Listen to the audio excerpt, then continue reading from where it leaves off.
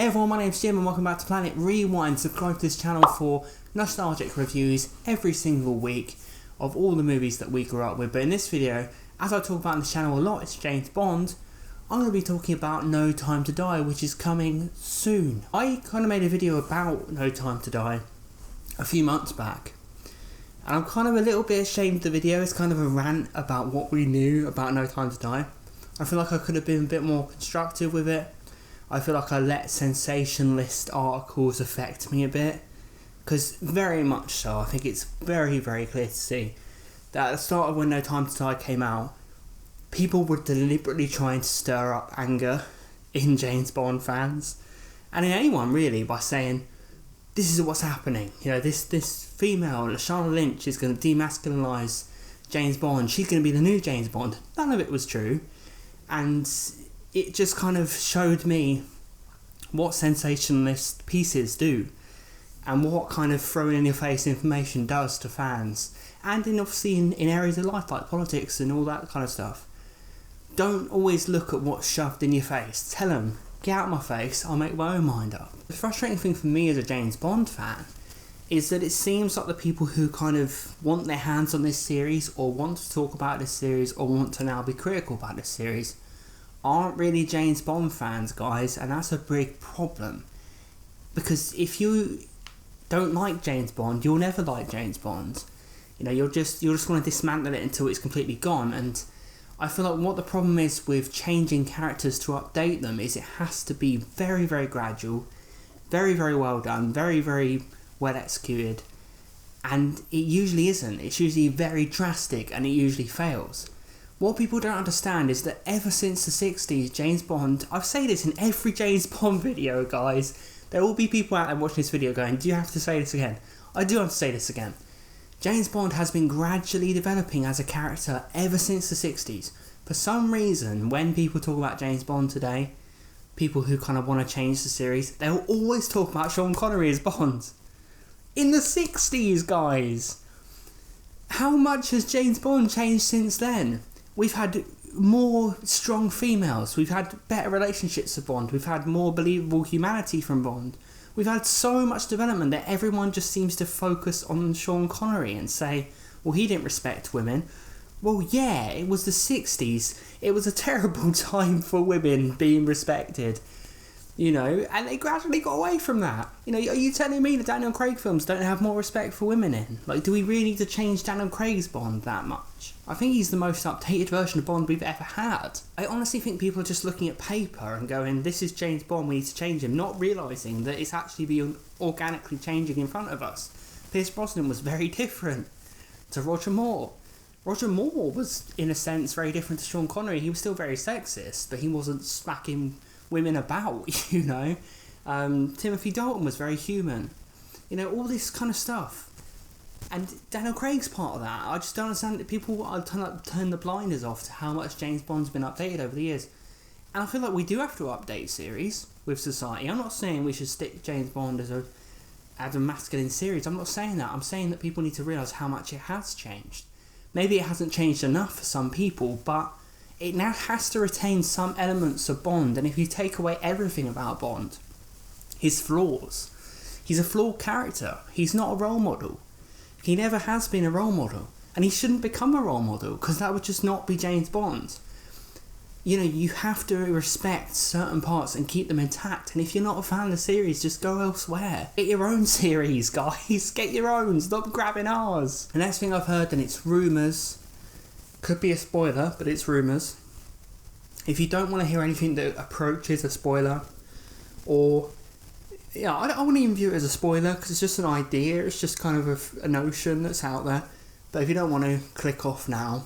Click off now. The rumour is that James Bond will have a daughter in this. Now, I'm in two minds about this. I think this could be good. But don't use it to demasculinize him. Don't make him a dad. Don't make James Bond a dad. Like Daniel Craig in real life, going around with his baby in that sling, wearing his baby. James Bond shouldn't be doing that shit.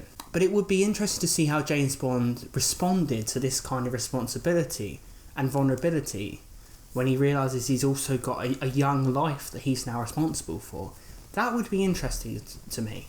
I think you could do that with Daniel Craig's Bond, as long as it's played well, as long as it's not just done for the sake of it, and this is the worry, that they're just doing it, this is the worry of all this, that they're just doing it for the sake of it, to make James Bond look silly, or to make James Bond for the sake of updating him. You need to have a story to tell.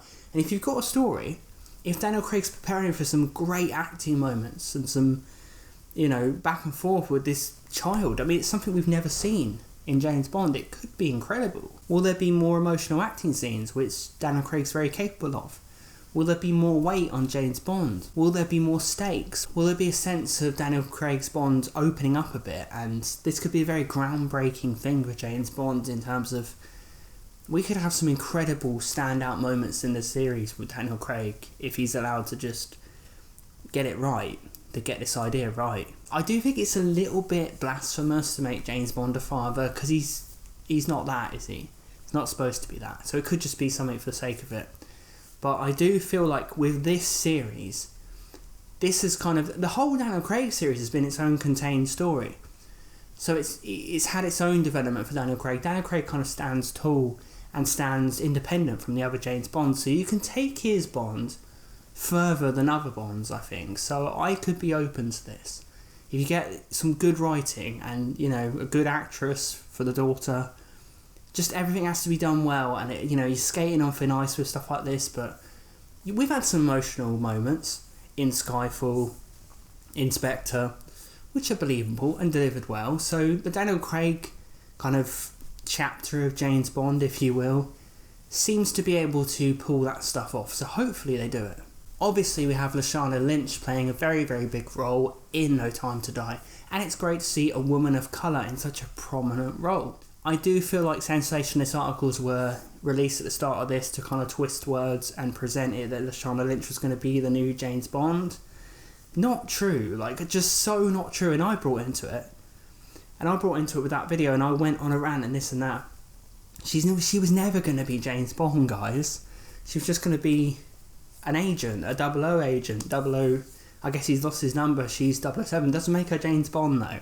Doesn't make her James Bond. Now, it does seem like what I've been told of Lashana Lynch and what I've seen, she's kind of digging into Daniel Craig a bit, she's insulting him and this and that, but I'm fine with the Bond girls doing that, or the Bond accomplices doing that.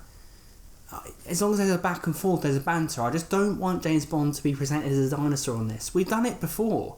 People were forgetting there was moments where he's presented as a dinosaur in GoldenEye. There was moments where he's presented as a dinosaur in World Is Not Enough.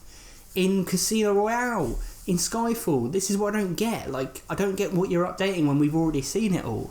We don't need to see Lashana Lynch putting down Bond. If we can get some good banter between them, they're both equal. No one's trying to bring down the other. And you can have this woman of colour being aggressive, powerful, standing tall. For me, that's a victory for the Bond series in terms of equality. I don't think equality should swing the other way. I don't think women should be over James Bond. I think they should be equal to James Bond. I don't see how that's a controversial opinion, but maybe that's what they always wanted anyway. Maybe I brought into this sensationalist stuff at the start of it. Maybe they did want to do all the crazy stuff that I believed, but they've toned it down, it does seem so. I think they know they can't get away with a lot of that. Madeleine Swann and James Bond's relationship in this looks fucked up. It looks like some 50 Shades of Grey shit. I don't know what's going on. Every time Daniel Craig looks at her in the trailer, he's scared, but also turned on. It's really weird relationship. But apparently Madeleine Swann is framed in this, and you have to work out whether she's telling the truth or not. So Bond has that dilemma of the woman he wanted to settle down with, is she really on his side? That's what the weirdness in the trailer's about. So at least I've got that clear, and it just seemed like some kind of weird parallel and sexual dynamics. It was really bizarre, that trailer. But I guess that's what it's about. And I like the idea of the conspiracy. I like when James Bond has conspiracy to it. I think an underrated conspiracy James Bond movie as World Is Not Enough. I think that plot is pretty good. I like that when you don't know who to trust. Bond doesn't know who to trust, and people turn out to be different than you expected. And Madeleine Swann, it might give her some added depth to the character, because I'm not a big fan of Madeleine Swann. I don't think she showed us anything that presented her as the woman who James Bond would quit his life for. She didn't really have the emotional impact of Vesper. You know, and they've also said they're going to try and link Vesper to Madeline Swan in this. So if you can develop on Madeline Swan, explain to me why Bond values her as much as Vesper and why this kind of is going to tie things together. You know, the claim is this is going to link back to Casino Royale, tie up with a nice bow. I'm interested in that. I like all these things I'm hearing. I do think Spectre wrapped up Daniel Craig's story. I don't think Daniel Craig should have done No Time to Die. I think we've been left with this weird movie where I'm liking some stuff coming out, but some stuff I'm not, and I'm also concerned. Spectre tied it up in a neat bow, I think, Daniel Craig's story, but hey, we're getting No Time to Die. Bond also goes rogue in this, of course. It's Daniel Craig's Bond. He's always fucking rogue. He's always rogue in every single movie. He doesn't do anything that anyone says. I love it. So Bond is rogue again. There is hinting that there's loads of James Bond cars in this. There's a Jaguar, there's 2 types of the Aston Martin. There's a wonderful looking scary villain with the mask. And it's kind of, he's hunting for Bond in this. They're both hunting for each other. So it gives me that Man with a Golden Gun type vibe where they're both hunting for each other. So that's a good plot. The conspiracy sounds interesting. I hope Lashana Lynch is fun in the movie. I hope that there isn't too much focus on stripping Bond of who he is. And I hope that the daughter idea is executed well. That is only rumours. It is only rumours, but I think it's probably going to happen because Daniel Craig has done interviews saying that this movie is about family and relationships. What else can he be referring to? So I'm cautiously optimistic with No Time to Die. Some stuff about it just seems needless, but some of it is intriguing. I like how it's ambitious, but it could go the other way. It could be too ambitious for its own good, too radical for its own good.